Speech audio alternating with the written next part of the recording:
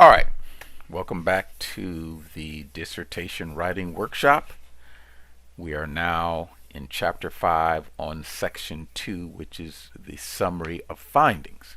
Okay, now the purpose of this section is to summarize the results of each research question or hypothesis. Okay, this is going to depend on how your study was organized, right? So for example, if you had research questions. So, is there a relationship between shoe size and height, right?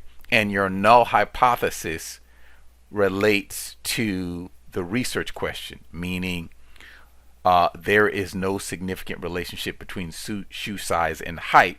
Then you will state the research question, and then you will state the results, and then you will indicate whether the null hypothesis was rejected or not.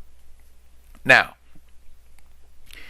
if you have a situation where your research question is one thing and your null hypothesis is something different, right? So for example, let's say you have something like, is there a relationship between childhood stress and attending a daycare center, right? And then stress is actually defined as, emotional stress, psychological stress, physical stress, so right. And the null hypothesis deals with those individual types of stress. Then you would list things in terms of your hypothesis, your null hypothesis, because your null hypotheses are different, are more specific, right? They're actually what you're testing, okay? So whatever you're testing in your statistical analyses is what you're going to, or how you're going to organize your data, okay? All right. So paragraph 1, you're going to state the research question, all right? And then you're going to state the null and alternative hypothesis. Now, you can just state the null if you want to, okay? Because that's the most important thing. You don't necessarily have to state the alternative, but if you want to be thorough, you can. State the tests that was used in the analysis, and then report the results, right? All you're doing in this is you're stating whether or not the results were significant or not. That's it. And then you're indicating whether the null hypothesis was rejected or not rejected. This is a summary. This is not a full-blown analysis or report of the results. You're not reporting effect size. You're not doing any of that. You're just talking about the results, the question, and the results, and whether or not the null hypothesis was rejected. All right? It's that simple. All right, so let's look at an example.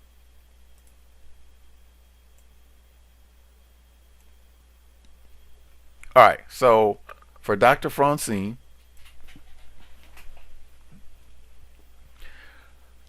what she did is she used an introductory paragraph.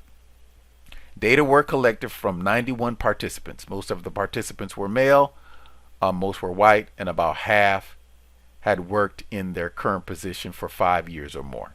Okay? Preliminary analysis indicated that each of the scales derived from the survey used in this study demonstrated adequate internal consistency, Cronbach's alpha, with values ranging from 0.83 for the communication scale to 0.98 for the skills scale. The test of the assumptions of the linear regression analysis indicated there were no serious violations in the assumption of normality for the dependent variable, linearity of the relationships between the independent and dependent variables, or homoscedasticity of errors. Based on the results of the preliminary analysis, the planned linear regressions were performed to answer the 7 research questions of this study, and results can be interpreted with confidence. Now,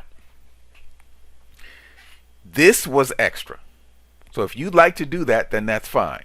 But I typically tell people to start here. The first research question of the study was da da da da da da. You state the null hypothesis, and then you give the result. But this is okay, right? This is fine. Again, I'm giving you flexibility to write your paper, Okay, I'm giving you a structure and you can write it the way you want. But the structure helps you finish the dissertation more quickly and thoroughly. All right. That's why I always have a framework and then I have an example. All right. Now, this is the first paragraph. Right. This will be the first paragraph right here. A linear regression analysis was conducted to determine whether there was a significant relationship between organizational alignment and communication maturity. State the research question, state the null hypothesis. Research question, null hypothesis. 1A, B. State the test that was used. A linear regression, okay, I state that.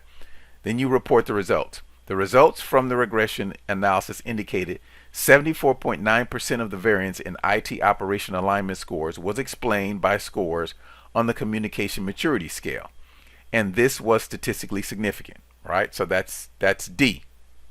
Okay? The positive standardized regression coefficients of 0.87 indicated there was a positive relationship between communication maturity scores and scores on the IT operation alignment scale, such that increases in communication maturity scores were associated with increases in IT operation alignment scores. This is still D, right? One states if the results were significant, and it gives details about what the results mean.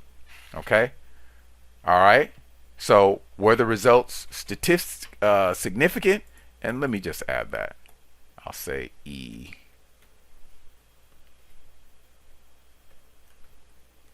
Indicate what the results mean. If significant,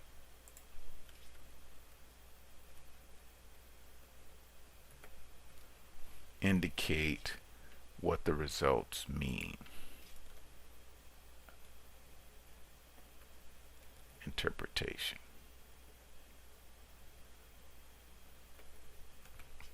Okay? All right.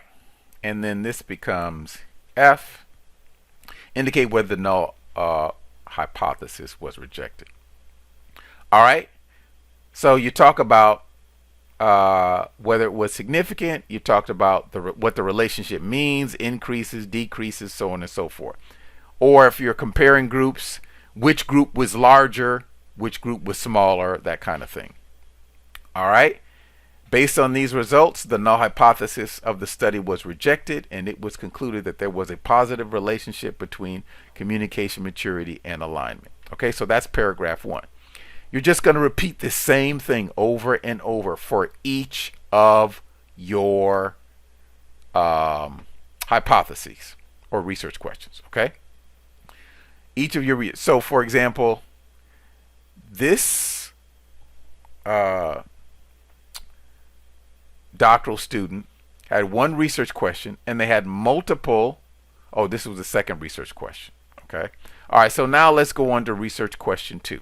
All right, so you write your first paragraph stating the results of your first research question, and then we'll go on to the next one. When you're done, go on to the next one.